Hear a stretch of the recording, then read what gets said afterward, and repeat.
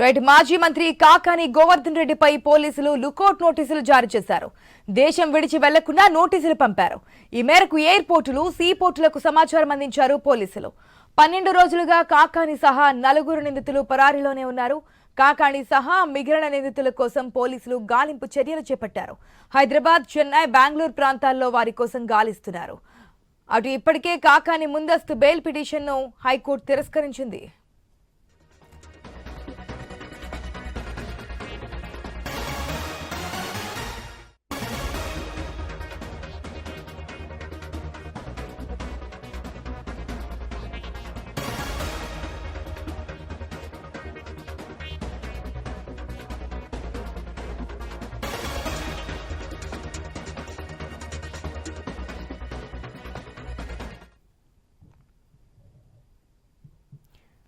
మాజీ మంత్రి కాకాని గోవర్ధన్ రెడ్డిపై పోలీసులు లుకౌట్ నోటీసులు జారీ చేశారు.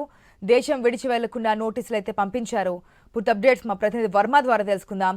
వర్మ, ఇప్పటికే విచారణకి చాలాసార్లు పిలిచారు. కాకాని గోవర్ధన్ రెడ్డిని నోటీసులు అంటించారు. విచారణకు రావాలి, లేదంటే యాక్షన్ తీసుకుంటామని కూడా చెప్పారు. ఇప్పుడు ఏకంగా లుకౌట్ నోటీసులు కూడా జారీ చేసినటువంటి సిచ్యువేషన్ కనిపిస్తోంది.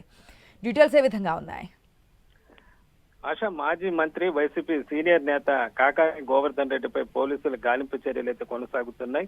ఇప్పటికే 12 రోజులుగా కూడా కాకానితో పాటు ఇంకో 4 నిందితులు కూడా ఈ క్వార్ట్ కేసుకు సంబంధించి పరారీలో ఉన్నారు. ఇప్పటికే నెల్లూరులోని కాకాని ఇంటికి కూడా గతంలో 2 సార్లు పోలీసులు వెళ్లారు. మొదటిసారి నోటీసు అతికించి విచారణకు రావాల్సిందిగా కోరారు. అతను లేకపోవడంతో మరుసటి రోజు కూడా వెళ్లడం జరిగింది. అలాగే హైదరాబాద్ లో నివాసంలో ఉంటారన్న సమాచారంతో